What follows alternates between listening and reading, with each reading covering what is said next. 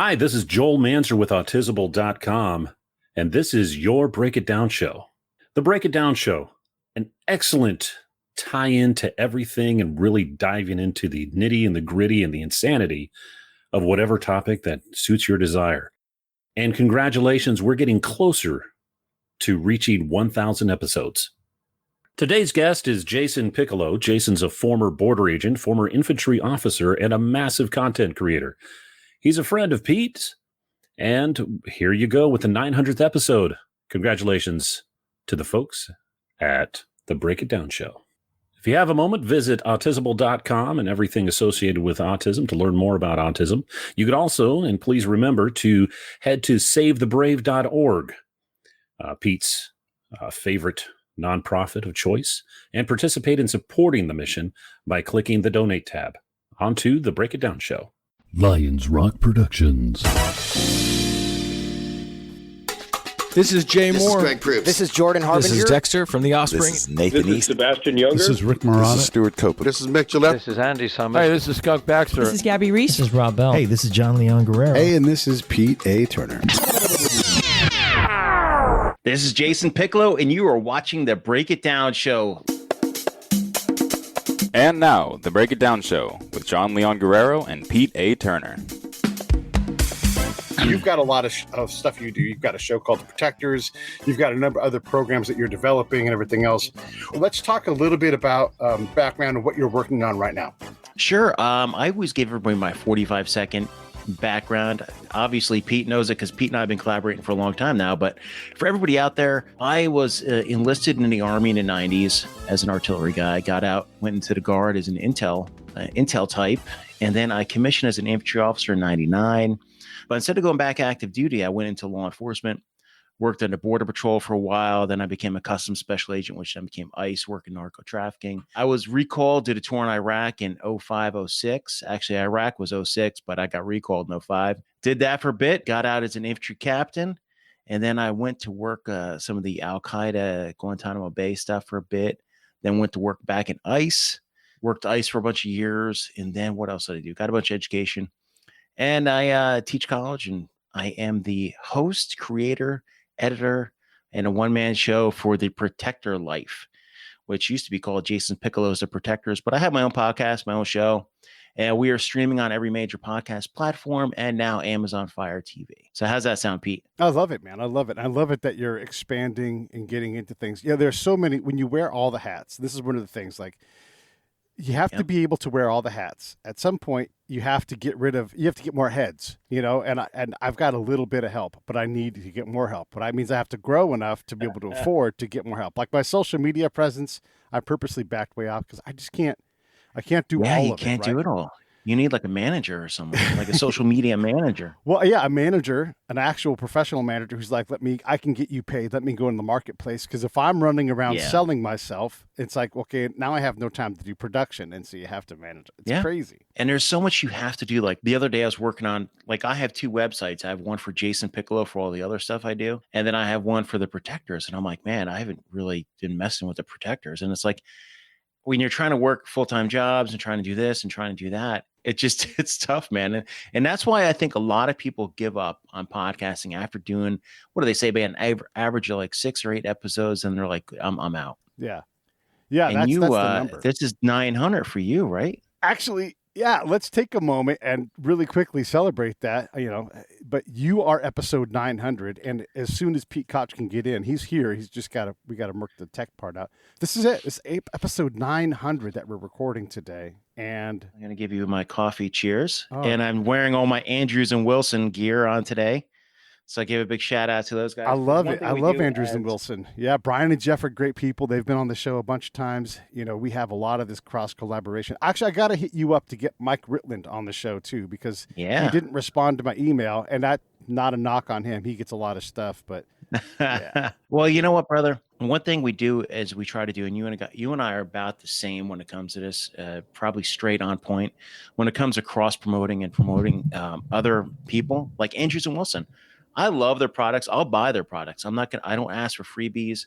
If someone sends me something, it's cool. But if I buy a product and I like it and I support someone, I'm going to throw it on a show. It's all about supporting the whole network. Yeah, no, I agree. I would make one recommendation though: get the free book, and then give it to someone. Oh, I get the free books. And- Yeah. and Oh, prime that's a it, great idea. and you're like, hey, I'm going to send this out to someone, whether you read it first or whatever you do. But yeah, get the free book and then still buy one, or buy one and give it out. But I mean, that's what I try to do is, give me the book and then let me do something Yes. else, because I want to support these guys, all of them. Yeah. And I love books. Hey, people want to send me free books. I'm always taking free books. So Pete, 900 episodes. Let me interview you for your Please, 900th go ahead. episode. What was your first episode? That's what I want to know. What was your first episode and what year? Give us the whole scoop on what it was like. Was it just audio only on your phone, or how did you start this whole gambit going? Yeah, it's a good question. So our first episode was a guy named James Early, and he produced with another guy, produced all of MC Hammer's brilliant music. And so Nice. he was from Vallejo. John knew him. John taught him, karate. And so James was a name, like a legend in Vallejo and in the Bay Area. But I mean, even so much so that there was a private meeting called for him and Felton Pilot, with Sly Stallone. He also went to Fairfax High. So his classmates were Janet Jackson, the Red Hot Chili Peppers, man. all these people, like this story. He's like, I was talking to this guy named Michael Balzery, who's Flea. And Michael's asking me about how I was playing bass, because he was playing bass trying to get girls. And Michael's like, how are you doing? And so they kind of, and he doesn't want to claim that he taught Flea anything special, but he was there when Flea was trying to figure, so he's just this fascinating dude who's in his own right a wonderful musician and producer, and is so fantastically successful. And so we launched hard with that. And he's just a great dude. He's introduced us to people. And so that got us going. And we recorded on some drum mics into a Zoom that we literally found. John and I did an odd job in a garage cleaning up. And we're like, do you want this? No. And so we picked up a Zoom for free, and it lasted maybe 13 shows, and then we had to get a new one. Yeah, on a garage find and some of John's drum mics. And he wasn't playing the drums at the time. So all these things were sitting around waiting to be reemployed. And that launched the show. There it is. 900 episodes. How many years ago was that? Well, the podcast itself started in 2014, and we were doing the radio show before that, so we count that time. But yeah, look at you. It's pretty incredible, man. And like you said, 6 shows, 14 shows, whatever it is, most shows failed before then. And we're talking legit people too. Like, hey, I've got a podcast, and it fails. You just got to grind. Yeah. You and I are still grinding. Yeah, and I like to say we're polishing now too, though. There's some grinds happening still, but it's a lot more polished. Same tool, different pad. Yes. Yeah. I know. And without your expertise, there would be no Protector show. I would have to give you a lot of kudos to getting me out of there and teaching me all about everything I needed to know about podcasting. Because when I first started, I had no idea what I was doing. Well, you had that mic, and then I think, and you turn the mic on, and I'm like, please stop doing that. Yeah. And now I have mics, I have setups. I'm reaching over here. I got a Zoom. Give these guys a big shout out. Yeah. For the Zoom. Yeah. So yeah, man, I owe a lot of my podcasting to Pete Turner. So if you're out there, you better be liking and subscribing, because you know what, Pete, I hate beating up the audience, and I hate beating up anybody about liking and subscribing, but and I'm kind of guilty of it too. It's because like I am obsessed with YouTube now, because I always want knowledge, and I always want to know what is going on. I want to know, is there something I'm missing? Is there some bit of information? And I'm always scrolling through people's channels, and I never hit subscribe unless it's someone that I'm going to watch 3 or 4 videos, and then I'll hit subscribe, because I'm like, hey, they got good content. But if someone out there has good content, always just subscribe. I'm going to push you further on this. You ready? If they have a mechanism to support them with a couple of bucks a month, you will give Postmates, and I'm bringing them up because we had a challenge with them today. You will give them money every month just for a chance to have the service, right? And you may or may not use it. You may use it once, If you've got someone who's in your life who has something like a podcast or some kind of thing, a way to support them, just give them a couple of bucks. I'm actually going to, on YouTube, I've reached a point where I'm allowed to build out subscriptions. And so I'm going to build, I'm still going to give the show away for free, but if you choose to, you can support the show at various, kind of like Patreon, how they do it, but this will be on YouTube. And this is like a $2 a month ask, or if you want to do more, $9 a month. I'm just going to layer that in. I filled this up with Nespresso, and it cost me $1.10 a pod, after discounts and all the other stuff. So 2 Nespresso cups is going to support your show, because people don't realize all the hidden fees that go in with these shows. Oh my Like right God. now, you and I are on StreamYard. We're live. You got to pay the StreamYard fee. You got to pay, like for me, I paid a Buzzsprout fee. I got to pay them like $24 a month. I got to pay StreamYard 20 something or $50 a month. I'm on Vimeo, so I could put all my stuff on Amazon Fire, and that cost me a bunch. And if my wife's watching right now, really, it doesn't cost as much, but That's right. that cost me like $50-$60 a month, and I don't have anything coming back. So I like the idea, asking a couple bucks. Hey, you want to support the show? You want to get better content? You want to get more quality? You want this? Want that? Just help out. I like to say, like, would you buy me a drink? Is the answer. That's always yes. Well, then just instead of buying me a drink, just give me the $5. Yes. I'm not saying like a Red Bull and vodka in Vegas on the strip at $11, $15, $20, whatever that is. I'm just saying $10 a month. Would you buy me a drink every month? And also, by the way, you can have my number. We can chat. I mean, not that anybody's like so desperate to chat for me they'd pay me $10, but you've got access to it, And Cindy, Pete is the man. And I know this is kind of like a Pete love fest for the past 10 minutes, but it's true. Pete has done a lot for so many different people. And it's not just in the podcasting world. It's in the world in general. He has helped so many of my friends out when it comes to questions and consultations and everything. And you know what? This is Pete's job. So, let's give a round. Yeah. We're going to keep making it about me for as long as possible. And I'm still working on Pete Now, Koch Pete, trying to get you in. We're having have, some technical like me, troubles.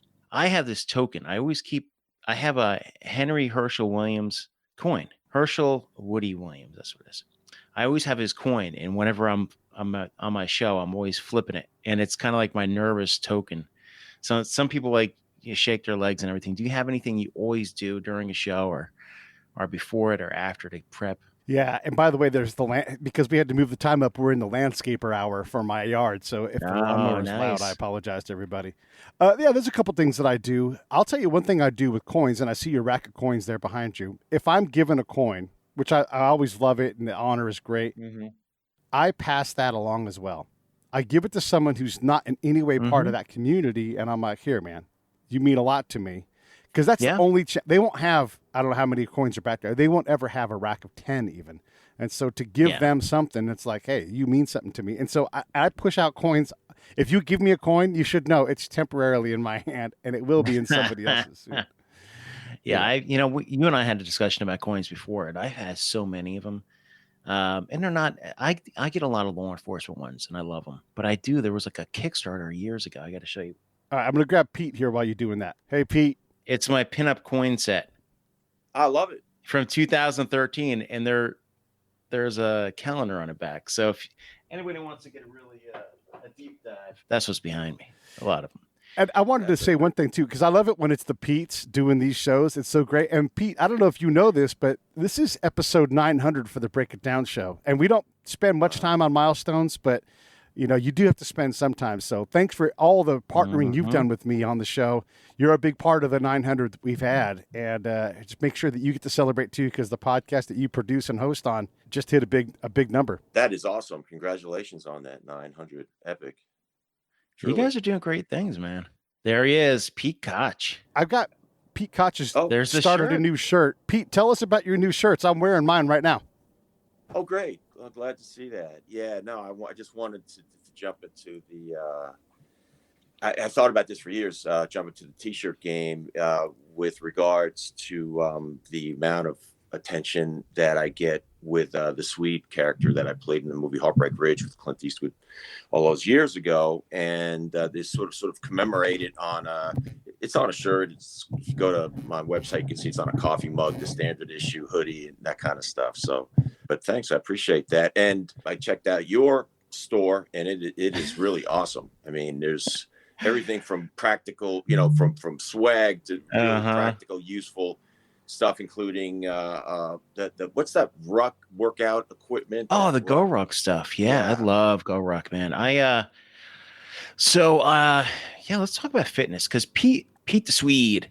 Pete has been doing what's 30 seconds, what's 60 seconds. And, that's really badass because, over the summer, I was like, hey, you know what? I can't run anymore. I have the infantry background. I mean, what does infantry people like to do is they like to ruck. So I just said, you know what? I'm going to put a ruck on. I'm going to cut all the booze out of my life. Boom. I'm going to do it. Watching you guys and going crazy. It's like, there's so much motivation out there, and it's just badass. And that's why I like, anybody check out Go Ruck, and please check out Pete.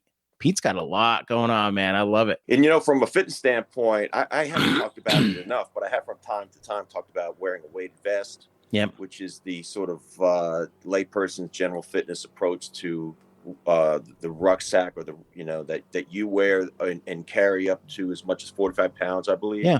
That kind of equipment can really be a game changer. Not everybody's ready for 45 pounds by a long shot, but I watched your video and you started with 10 pounds. Yeah.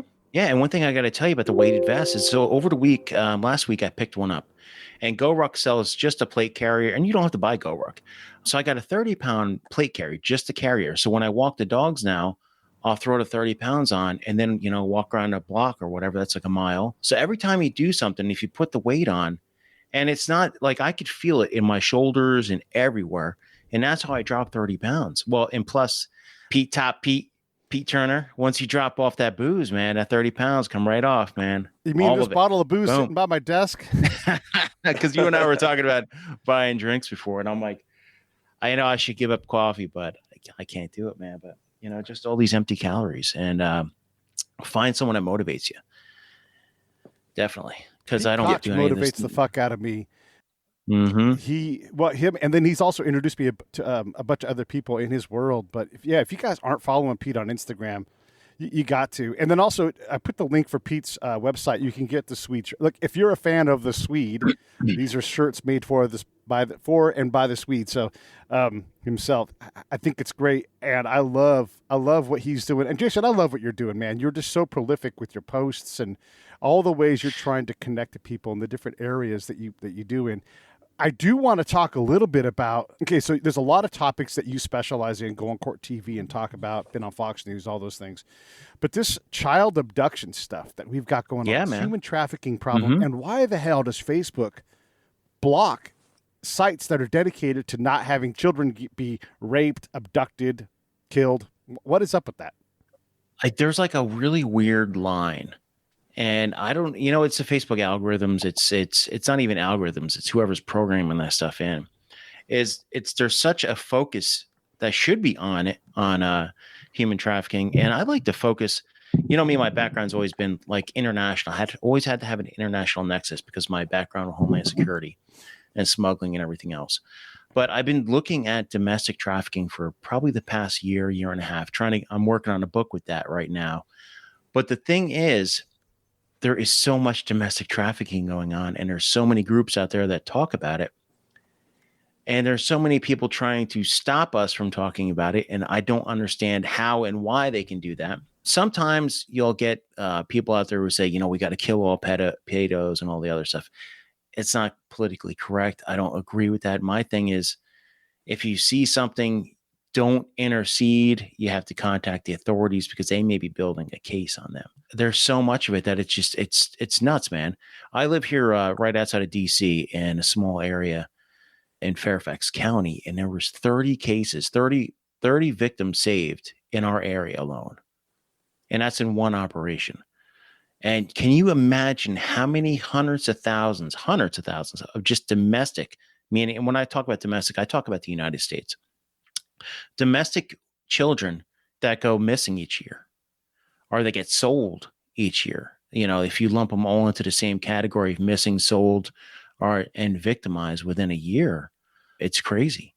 Because they say that the average lifespan of a trafficked victim is 7 years. And I always like to say victims because they are victims. And that's one thing I do want to talk to you both about in a minute, is about prostitutes and how we view them. But let's take a look at domestic trafficking. And, I've been trying to put on like a series of YouTube videos and podcasts and stuff like that, talking about, just the victims that you have in plain sight, and how, a lot of people say, well, if I see someone that's a victim, I'm going to go in there and grab them and take them away. But, the victim culture, when you've been victimized, sometimes you don't have the opportunity to get away.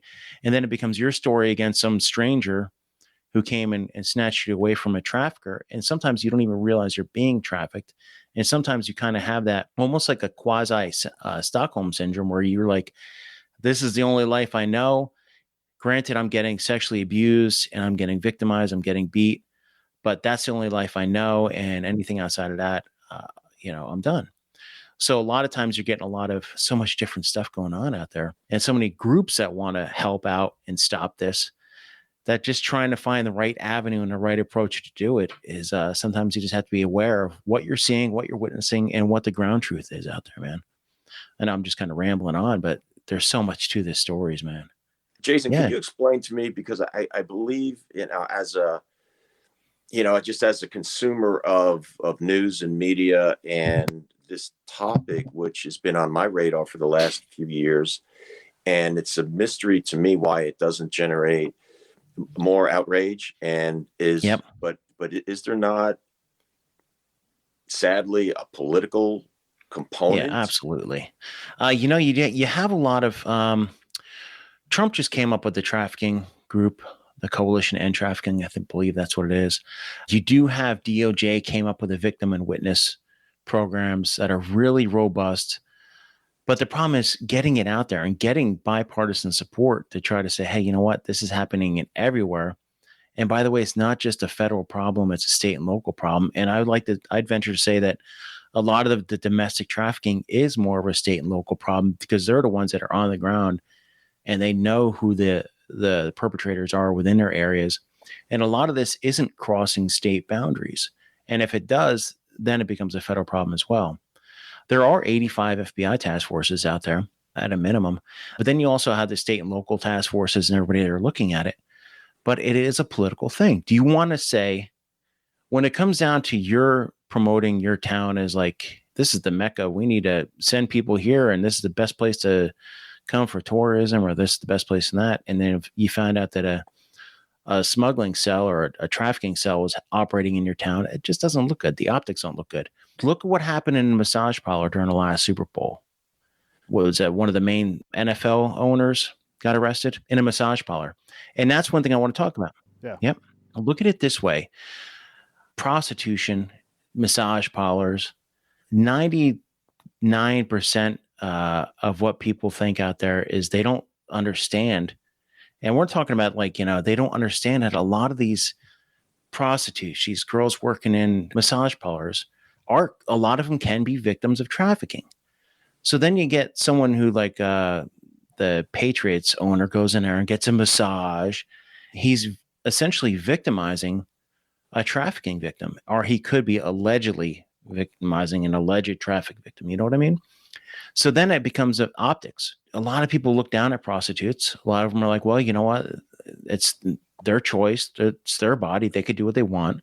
But if you're a prostitute and that pimp is your trafficker and he's making his money off of your back hour and day and 24/7, 365 or whatever, or, he lets you sleep here and there and give you a fix to keep going, and uses you for that 7 years and gets another girl. How do we look at them? How do you look at prostitutes? I mean, I'm not going to throw you, but how does the general public look at that? And then when it comes down to arresting the pimp, it's the prostitute's word against, or the massage parlor worker's word against the pimp or the one who's holding the money. So, I mean, getting those cases to stick, it's unbelievable. Look at, I don't want to bring up the name because I might get Clintoned, but look at Epstein and that whole crew. And, when you're talking, these big time people have millions and billions of dollars to throw at the problem of getting them off of anything they've been associated with or touched with. Whose word is it? That's why it's not popular. There's also this narrative that comes in that we're calling them sex workers now. Yep. But that's not accurate. Yes, I want to empower people who are using their body to make money in whatever way that makes sense. Not for kids, though. It can't be that we're reframing this to make it okay and then perpetuating this human trafficking problem, So, not all sex workers are appropriate. Yeah. Let's talk about kids. I'm a dad, 2 kids, love them, 10 and 12. But can you imagine someone abusing over and over and over again babies, 3-year-olds, 5-year-olds. And, we all know that evil exists. If you've been following me for a while, I always talk about a lot of people don't know that evil exists. But if you're within our community, within a protector community, within you guys, you know that evil does truly exist. And when I say evil, I'm talking about there's men and women that abuse children over and over and over again. And we're talking about anal abuse. We're talking about vaginal. We're talking about everything. And it's sickening. And that's why it's not a pretty picture. It's not. And when you've been living in a bubble for so long, you watch either their CNNs, your Foxes, this, that, and everything. You're on your side, this side, that side. You don't want to believe that there is something out there right now that is pure evil, because it just kills your narrative, what the world is supposed to be like. If that makes sense. Here he's saying it's like the topic is almost too heavy for some people. Yeah. And maybe too, difficult even for the people that are making the decisions of what the programming at the network should be. What are we going to talk about for this 8-minute segment? How about let's talk about something else. Yeah, I know. When you're doing your 24/7 politics and you have that 3-minute soundbite, and that's why I stopped doing some major networks a while ago, because I started turning into a soundbite. That's one thing about the podcast world is we could talk about this. We're on the air for 28 minutes now. We could have a conversation about it. When it comes to when I first became a special agent, I had to do some training for child pornography, and the images I saw back then I could close my eyes and picture it and go, oh my God, a bloody child's vagina. I mean, it's really, do you want to hear that? Do you want to see that on the news? Do you want to picture that? But that's what I mean.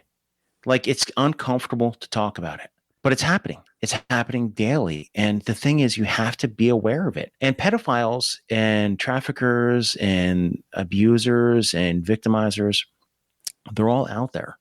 And they aren't what you seem. I always say, gone are those days of the 1970s pimp with the feather in his hat driving the pimped out El Camino or Cadillac. They're so gone. There's pimps are still there. They're still doing that. But now you're finding traffickers everywhere, man. It could be mom and pops. It could be family members. It could be like a church deacon. It could be anybody, because it's such a profitable business.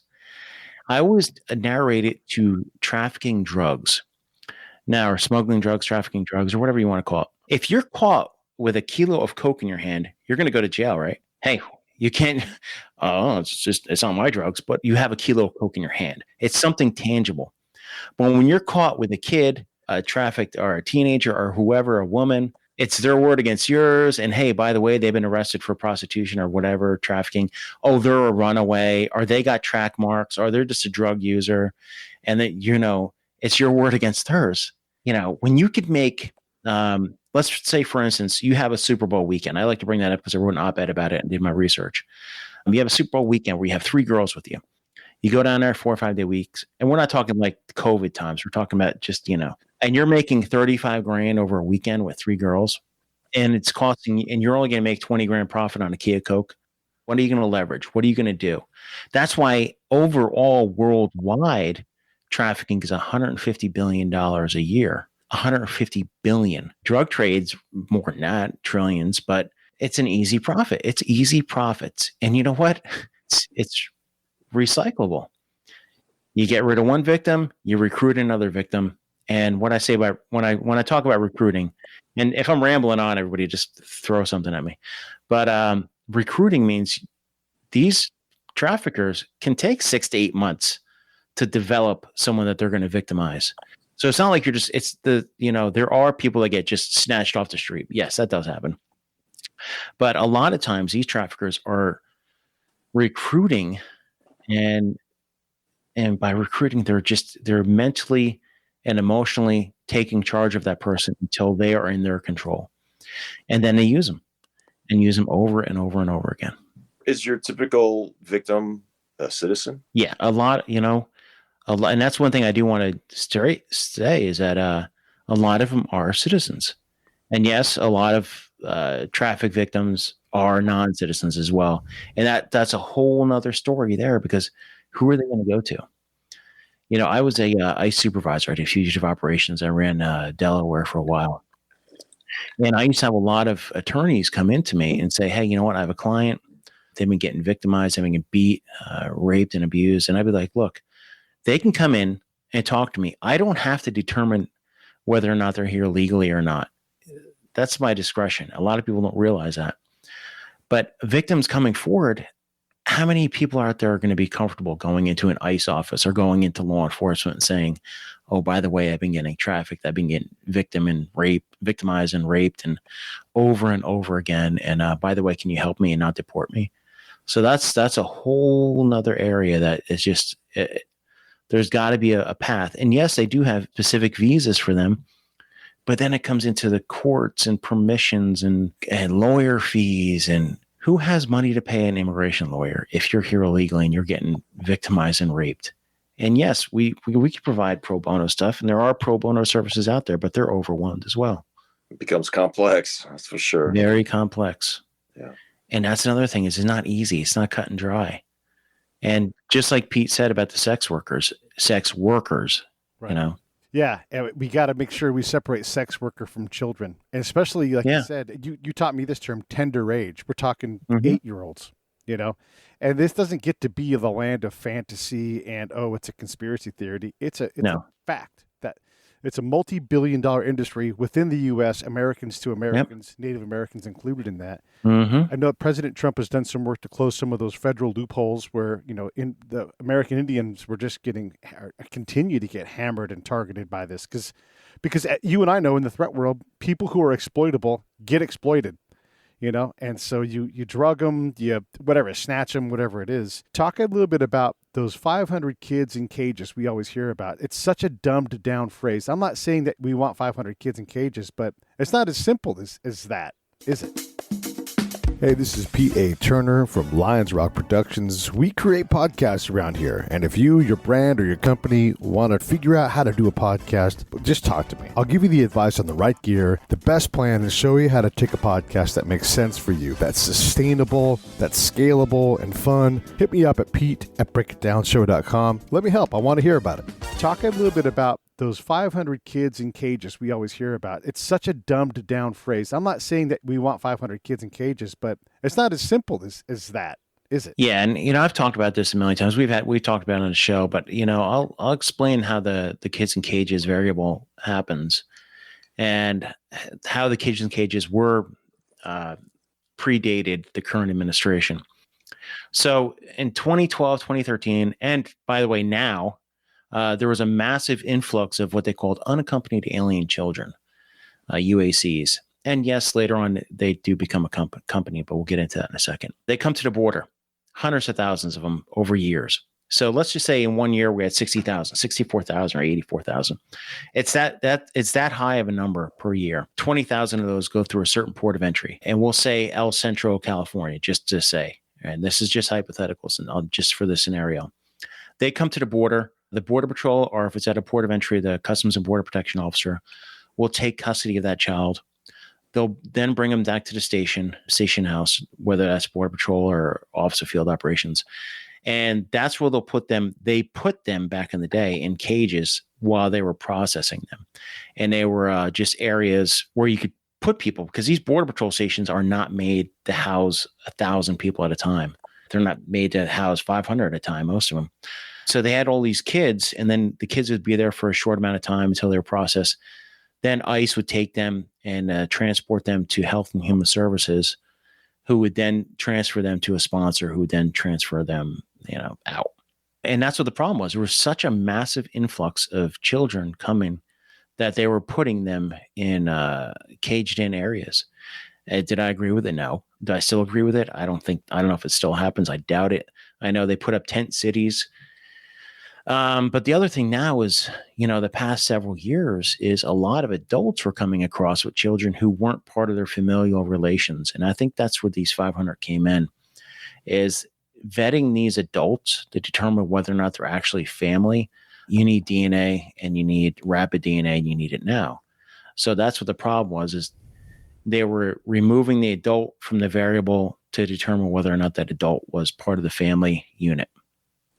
Because they were exploiting it, and they still are exploiting it. With the current state of affairs in the United States, I think there was a I think they said 9,000 unaccompanied alien children just came up to the border. So you're going to see it again. Unless there's enough political will to. Now, when it comes to this, man, it's such a lose-lose situation and especially a lose-lose for the kids. Well, that's depressing. Yeah. Let's talk about something. Let's talk about Pete's shirt again, man. Hey, Pete. I got even better, Jason. You're gonna like this, Pete, this connection here. Jason, you and I have a mutual, at least an acquaintance. I don't know if you became friends with her, but and I love the great variety of your career, which includes you produced a short film called Clown Motel. Clown Motel 2. Boom. And Clown Motel. And that is an all-time great title. My understanding is the short it did end up becoming a feature. Maybe you can fill in the story on that. But in the short that you produced was a dear actress friend of mine, Angie Stevenson. Oh yeah, I never met her, but I've heard about her. Wow, yeah. Okay. Oh, she's a sweetheart, and I've actually worked on both short films and kind of low budget films myself. I love it, man. And, let's talk about it. So when I went to your IMDb page Mm-hmm. and I'm scrolling through there and I'm like, look at this film, and there's Angie Stevenson is a bit of a sort of a burgeoning sort of B movie vixen. I love it. I didn't realize there was so much work in that industry. Helped produce a short. I just gave a bunch of money to the GoFundMe or the Kickstarter back then because I was friends with a stuntman named Casey Hendershot who knew Joe Kelly, the producer and director. And I was like, yeah, this looks cool. But then I found out Clown Motel 2 was coming out and it was going to be a military squad going up against, killer clowns. So I hit up the producer and I said, hey, look, do you have anybody that's going to be a military advisor? And they're like, no. And I'm like, hey, I'll do it. So I flew out this past summers. I flew out to Nevada and I went to the Clown Motel 2 and I actually have a part in the movie. So I had my first part. I do get killed by a clown and I'm excited, man. That's going to be one of my ventures is I want to do voiceover work and I want to be that background guy. I want to be just the guy in the back who just kind of sees what's going on because I love the whole industry and how things work when it comes to like lighting and this and that. And, it's just like when you do these podcasts, it's just, you want to know things.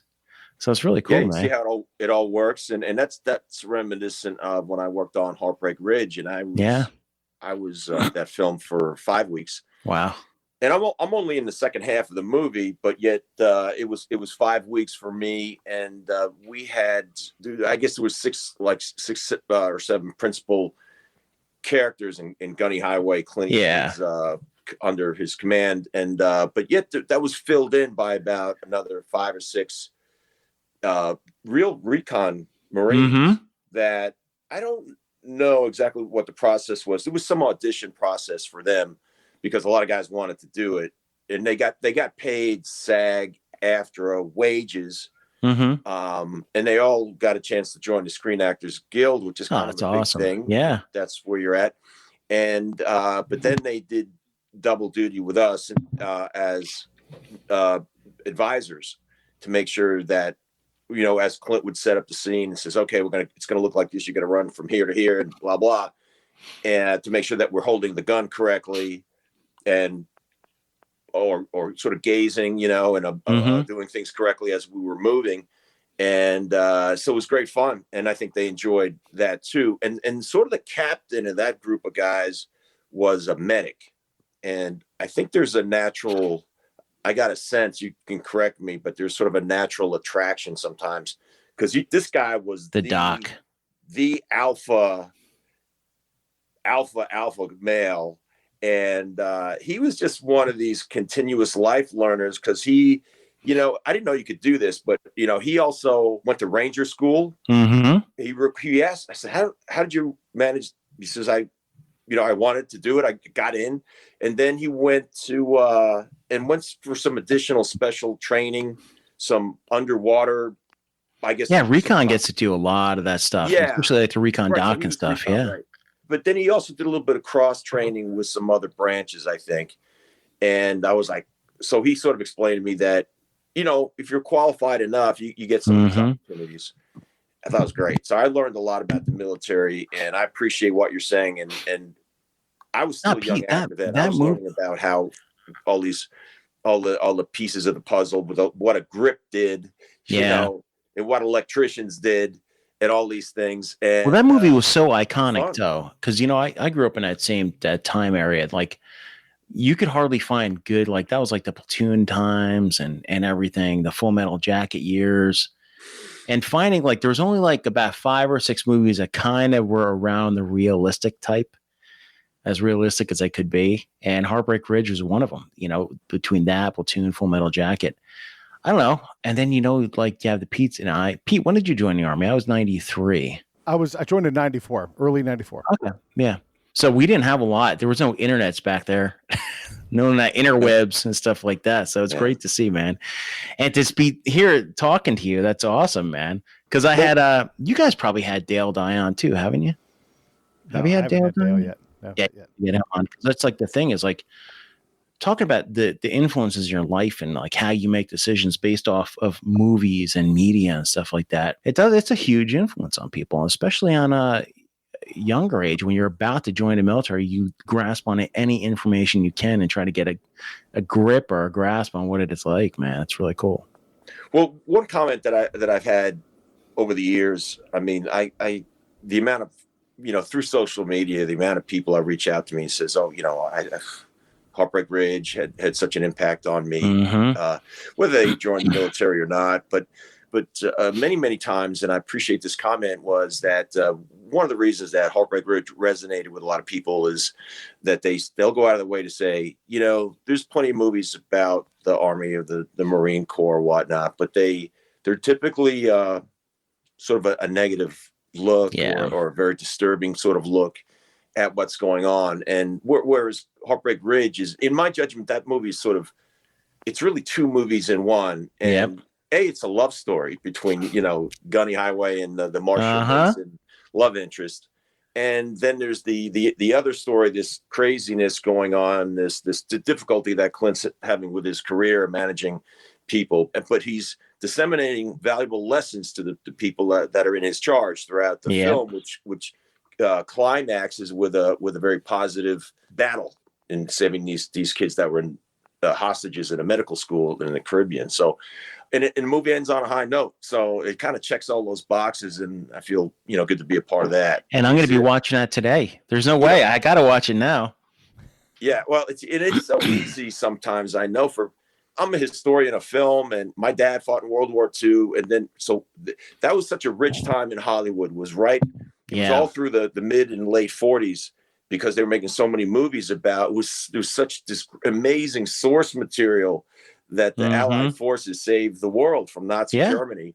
And then we had these great actors of the time, Jimmy Stewart and Gary Cooper playing these great roles. Then it wasn't so good for a long time, coming off the 70s. I mean, think about, you watch, when you watch Apocalypse Now and you watch, like, I didn't grasp the meaning of Apocalypse Now, and I didn't grasp the meaning of The Deer Hunter when you're watching it as a young person. If I watched it now, you completely see what is going on. You completely see the narrative.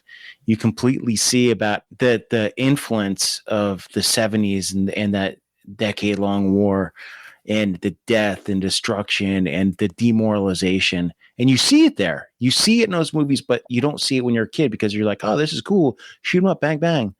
But now you don't really. And then you do have the 80s. Then you have the positive Vietnam vet. You have it starts getting out there where they're not all crazed, except for, Mel Gibson and Lethal Weapon, where he's just kind of a cuckoo, but he's awesome, man. But that's the thing, though, is like now when you talk about like our generation, this generation Pete and I went to war with, you don't really see a lot of positive movies coming out, because there's really not a lot of positive from war. Anything with a happy ending. Now, 12 Strong did have a happy ending, but a lot of that was fictionalized with the whole, we're going to shoot guns and ride horses and jump on top of tanks. But you don't really see a lot of positive aspects out there. No real happy ending movies. A lot of times when I watch the movies now, at the end of it, I'm just like, damn, There's a lot of work we have to do. And by a lot of work we have to do, that's the things I like to see. That the Swede shirt is, so you're going to donate the proceeds to that, or how does that work? Or are you just raising awareness? You can work with me on a cause. Let's talk about causes right now, because I'm about to become some sort of board member or some sort of helper with Hunter 7 Foundation. And that is for toxic exposure.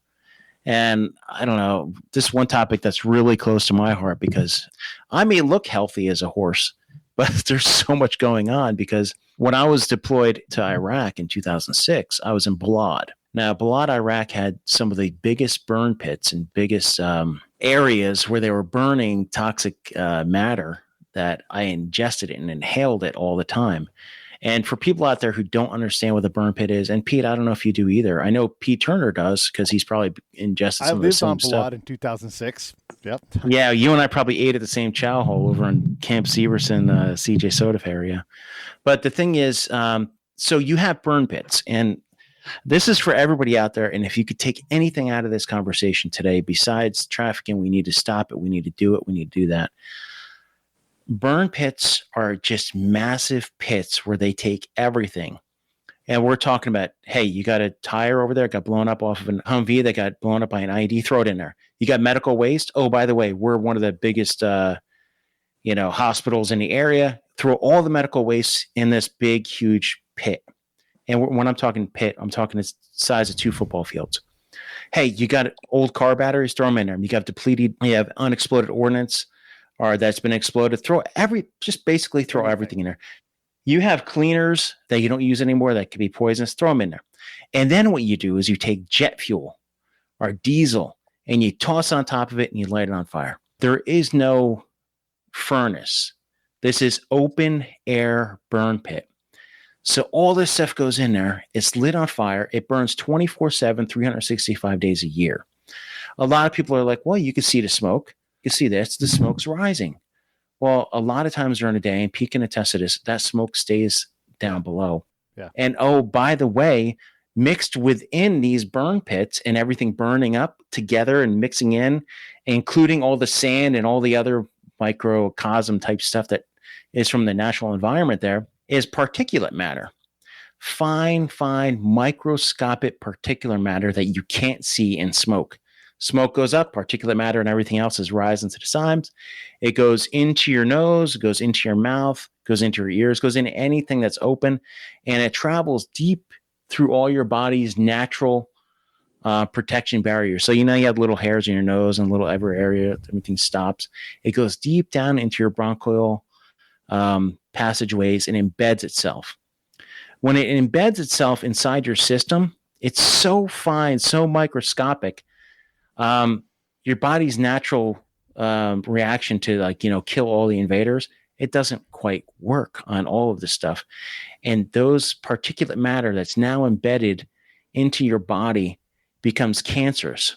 That cancer spreads and spreads and spreads. And we've been losing, I don't know how many thousands, maybe even 100,000 of us dying. So I look healthy right now. There is another reason I ruck. When I ruck, my heart rate doesn't go crazy. I'm not producing phlegm. I'm not going nuts. So my heart rate stays steady. If I went outside right now and tried to run 100 yards, I'd be wheezing because I can't get my heart rate up anymore because I have so much crap going on in here. And I wake up in the morning and I just have mucus coming out of, I know it's not pretty, mucus coming out everywhere. I have intense pressure in my ears. I have all sorts of stuff going on, and I can't explain it. I've been to the seasonal allergist, and I've been to the allergist, had all the allergy tests. Yes, I have seasonal allergies, but the problem is it's pouring rain today.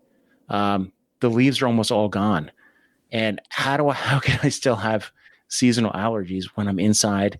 I've changed the filters on everything. Jason, let me jump in here real quick, too, because I want to say this, too.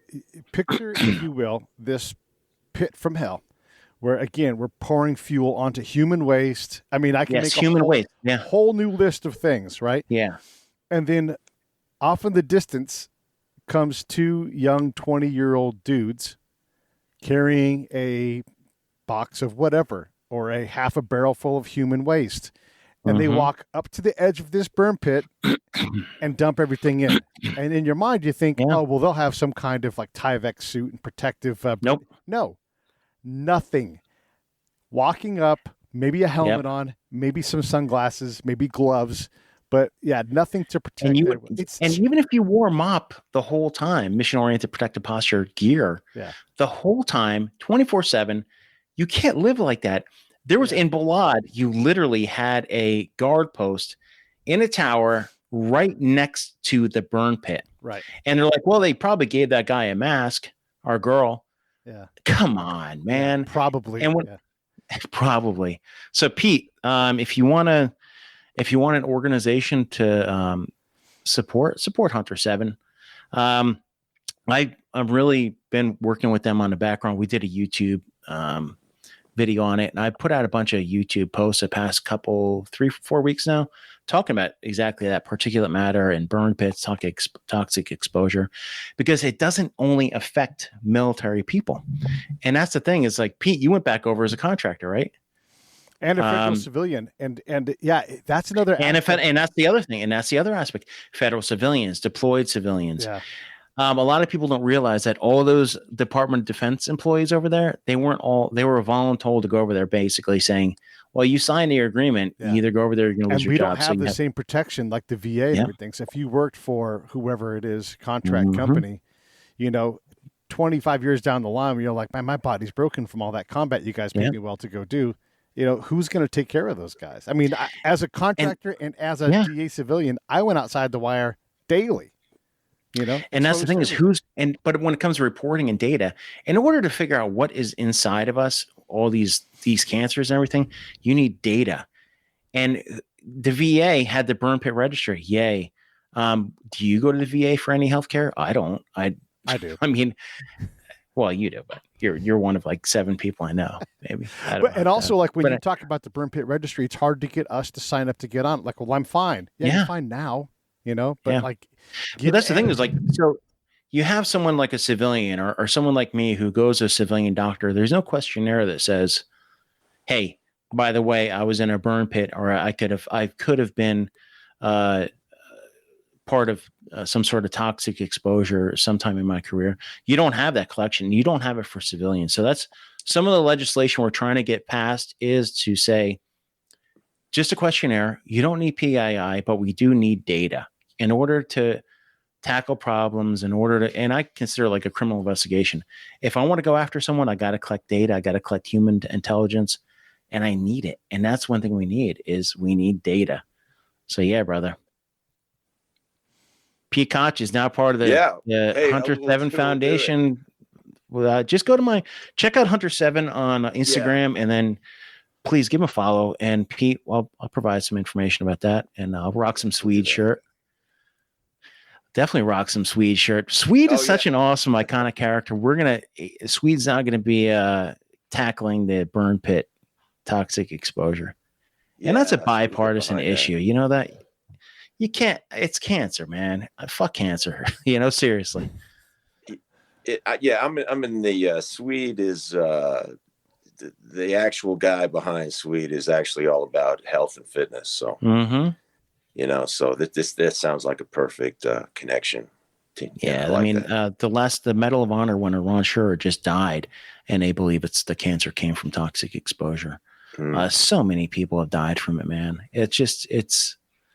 The thing is, I don't want it to be like Agent Orange, where we're waiting 40 years to figure out what's going on, and half of us are dead already, If you guys look on the screen, you'll see the hunter7.org link. And if you're on the podcast side, you're listening, just go to the show notes. That stuff will be in there, and you can go and support those guys. And by the way, tomorrow's Giving Tuesday. So if you're going to give anything, here's a good cause to give to. And if you're not sure what to do, get a Charity on Top gift card. That allows the person who gets the gift card to donate to charity. So you can spend $50. You can actually cover all the transactional fees. So it's actually the dollar for dollar the best way to give to an organization. It just shows up in their account. They don't have to go to the bank or anything. It's just bam. So Charity on Top is a great way to give for Giving Tuesday or any time of the year. Not a sponsor, just a passionate push to do more to give. I don't need to give Jason another coin. I'm like, hey man, here's $5 for charity. You know, I've got so many of them. Yeah, brother, I love my. It's I do have a Hunter 7 coin right in here. Nice. Oh, here it is, right here. And you can go to Hunter 7, and they usually have coins for sale there. There they are. Nice. So Hunter I 7. love it. I love that whole coin aspect of that's across all the branches of the military. And law enforcement. A lot of the ones behind me are law enforcement. Yeah, I see. So it's one of those things. It's a neat way to recognize somebody for doing something, and just, you know, it was a pretty exclusive thing, and I'm glad that it's not anymore. Now it's a lot more like we're gonna make 200 of these coins. Let's give them out, and then we'll get 200. Yeah, more. give them out, man. Yeah. I do need to make some protectors coins, and I'll be giving those out too. Nice. I'm so bad when I don't make money, like all that gear and stuff on a website, the protector stuff. I don't make any money. Actually, I make no money.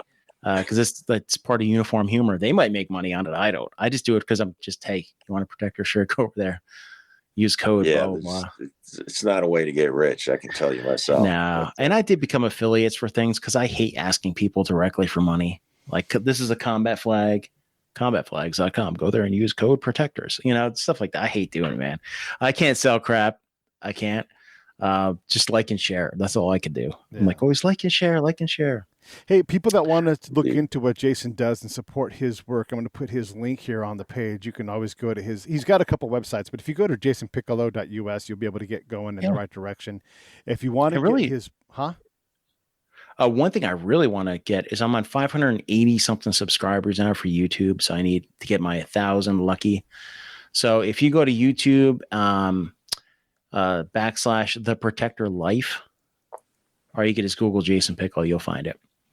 And check that out. I'll put that link here in the show while we're talking here as we wrap things up.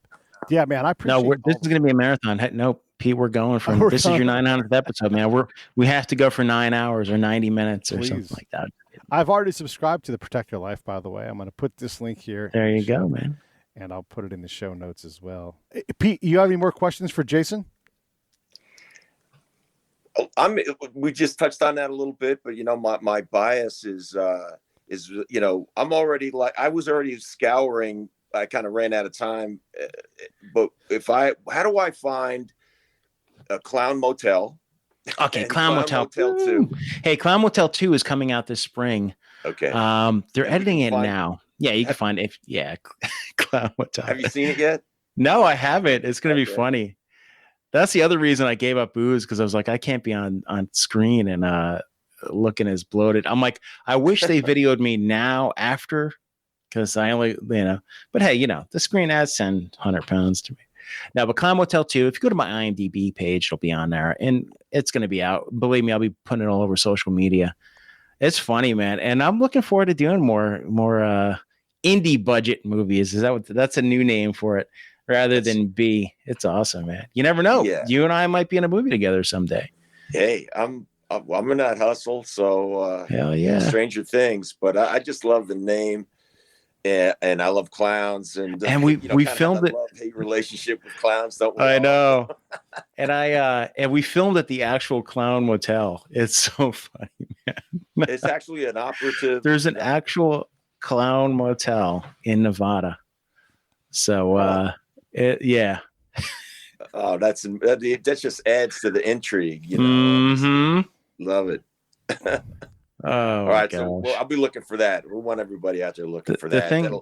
That'll be on video on demand. I'm sure that's the way to. Hey, it was actually in Walmart. Clown Motel 1 was in Walmart and International, man. That's big, man. Hey, that's no small accomplishment. And we were using airsoft guns for the weapons, because in order to shoot blank guns, you need an armor. I mean, I had another military advisor on there, Jay Desane, and man, it's awesome. I love it, man. I love it. It's fun. I love this past few years has been crazy for me, and that's one thing I want to end with is, before 2018, man, I was nowhere near the media. But if you Google Jason Piccolo whistleblower, you'll kind of see my backstory. But it's so weird to think, 2 years ago, I wasn't doing any of this stuff, man. None of it. And now I'm doing stuff I enjoy, and acting in a clown motel, doing podcasts, raising awareness. I definitely if my resume now is almost everything I enjoy besides the day job, which is fine. But when it comes to podcasting, writing books, anything, acting, voiceover, it's just stuff that I've, when you're a kid, you're like, hey, you know what do I want to be when I grow up? And now I'm at that point where I'm almost where I'm like, hey, you know what? I'm doing a bunch of stuff that I enjoy. And one of them is being on other people's show, like your guys. I really enjoyed this. And I'm looking forward to collaborating. I mean, I know Pete Turner and I are always going to collaborate. I'm texting him every night, like 2:00 saying, you up? But just kidding. But Pete, I'm looking forward to just talking to you offline about helping out with Hunter 7 and, giving you the backtrack into some of these nonprofits out there some of them are really killing it, man, doing great things out there, man. Let me just also say this too, because I want to lift up what Pete Koch does. I mean, it's getting to be New Year time, and I know what Pete says about when should you start. He's like 20 years ago, quit waiting, don't wait for the first. But for those of you all waiting for the first, my man here, you can have the Swede train you. You can have Pete Koch train you, however you want. Look at him on Instagram, how motivational, how inspirational he is, and he does telecoaching. And if you guys want to get into shape, and you don't at least look at this, you're fucking crazy, because Pete is super gifted at this. He's tied into all the latest things. He knows about peptides. He knows about what kind of hit workouts. Pete has had hit workouts on his list for 20 plus years. So this is not a new thing to him. And he will absolutely whip your ass into shape and, give you the mindset. That's the one thing. So I appreciate the hell out of Pete and what he does, and he inspires me. I wish I could follow through my inspiration more, but it's a battle. You will. You will, brother. All three of us are, physical fitness is a part of our lives, but in really, truly three very different ways for a lot of different reasons. And mine is typically, it's strength training centric. And I know, Pete Turner, it's swimming centric. Yeah. You put me in the pool, we're going to need like 9 lifeguards to get my big ass out of the bottom of the pool. I don't even like the water that much. And then Jason, I know we're going to find you with 45-pound plate on your back, like 16 miles up in the mountains or something, which is, and I think that also not only gets your body right, but there's something, that level of rucking and hiking is probably pretty spiritual or yes, or absolutely, brother. So you find what makes you feel right, and part of that, you got to get your head right. And that's a big part of physical fitness. I like to remind people that I don't tell people how to work out. I work with them in a collaboration so that they can achieve their very personal best. Well, I'm going to check that out too, man. I gotta get rid of this next 30. So let's do this. Yeah, Pete, you need a plan. You need a plan, and you need a commitment to that plan in a consistent way. And that's it. It's no more complex than that. There's no ifs, ands, or buts or moaning. It's just, hey, okay. Now that I got a plan, I need to be. Pete said, be consistent. Let's see. You brush your teeth? You go like what, every third day? No, it's every day you brush your teeth. Exactly, Why? man. Your teeth are important to you. You learned early on that we need to be consistent with the hygiene of taking care of our teeth. Well, let's just apply that to the 226 bones, 646 skeletal muscles that we have. Let's take care of that whole precious organism and do it every single day. Awesome, man. Well, gentlemen, I appreciate it. Tune in to Court TV tonight. I will be on at 9:35. Always Court TV on online. Oh, nice. Court TV, man, once a week. I love it. Love it.